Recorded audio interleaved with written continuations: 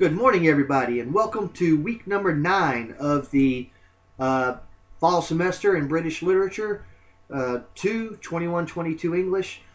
We are beyond the halfway point now, and we have got some important readings this week. We're going to look at 2 issues. What that means is you're going to have to do 2 postings. I apologize for that, but I promise you next week we'll only have 1 posting. But we're going to do 2 postings this week. And the first one we want to look at is women's issues. I have chosen 3 readings, and they're all very short. It won't take you long to read them at all. But they're very short, and they're all portions of larger readings. So rather than have you read the whole thing, I'm just having you read what's in the anthology. These 3 readings, one is a poem by Coventry Patmore titled Angel in the House. And so, as you might can imagine, it's an argument for how the woman's place is actually in the home, and how that the home is her domain, and she makes it better by being there. And then John Ruskin's reading also from Queen's Gardens. That also is a reading about how the woman's domain is the home, and how the woman makes the home better, and wherever the woman goes, she brings the home with her for all the comforts and all the love and everything that provides. Whereas the man's domain, in this case, is about going to work and going to fight the battles and going to earn the bread and all that stuff. So these are both kind of early in the Victorian period readings to look at the role that women are supposed to play as homemakers and mothers and wives more than anything else.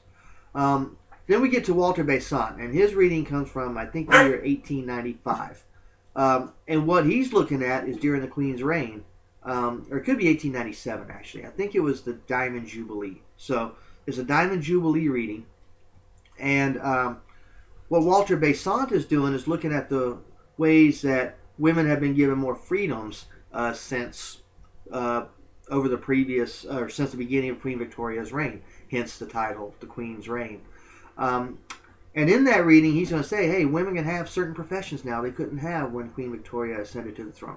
Women can now ride bicycles. They can now wear pants. They now smoke cigarettes. And he looks at all these differences. You know, women now have better educations than they did back then. Remember, earlier this semester, we read the Mary Wollstonecraft. Eddie! I'm sorry. Earlier this semester, we read the Mary Wollstonecraft reading about how we are supposed to have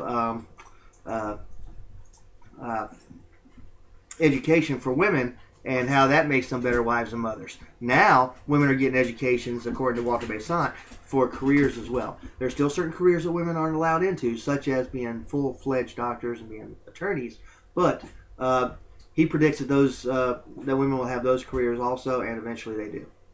So, think about those readings as you do the postings for the woman question. And it was a big debate. You know, should women be allowed to vote? Should women be allowed to hold jobs? Should women be allowed to hold property? And should women be able to hold political office and stuff like that? So there's all of that. Then the other reading is imperialism. We're going to spend this week and next week a little bit on imperialism. The thing to remember, and you'll see this when you read the introduction to imperialism that I've assigned, there was a time when it was said that the sun never set on Queen Victoria's empire. What that meant was, no matter where the sun was positioned in relationship to the earth, somewhere on this globe, the sun was shining down on land that was being ruled under the British domain, and particularly Queen Victoria. Queen Victoria would eventually become the crown princess, or whatever you want to call it, of India. She would have lands in North America, South America, island countries. There just wasn't any way to get away from British imperialism. The British owned, it was said, 1/4 of all the land mass in the world. That's a lot of land. And what's really impressive about this, in some ways, is the fact that England is basically an island. It's a small island.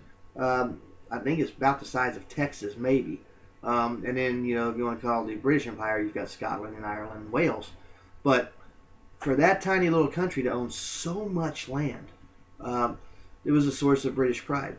And look at the slideshow and see what the reasons for the imperialism was. One of them was British pride.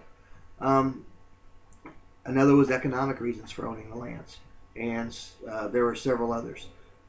So look at the two readings there from Froude and Thomas. Froude is going to make the argument that those natives in the West Indies who are under the Queen's reign have it good. They live in a Garden of Eden-like state, and Great Britain is taking good care of them. On the other hand, Thomas is going to come out and say, hey, wait a minute, where are these benefactors that you're talking about? Wait a minute, what do you mean we live in a Garden of Eden state? We got to work these fields too, and a lot of that profit doesn't go to us. It goes to, the British overlords, and so on and so forth. So those two readings are a contrast, one of a British opinion and one of the opinion of one of the British subjects, on whether it's a good thing or not that Britain actually does have domain over that particular land. So those readings kind of compare and contrast to each other. And I think that's what your posting is going to be. All right, so that's all I have for this week. So I hope that you find these readings enlightening. I hope you find them enjoyable to a certain extent. I'm sorry, again, to have you do two postings, but all the postings except for last week's postings are graded. So you can take a look at those and see how you did. And on that note, have a good week. Feel free to contact me if you have any questions, and I will see you soon.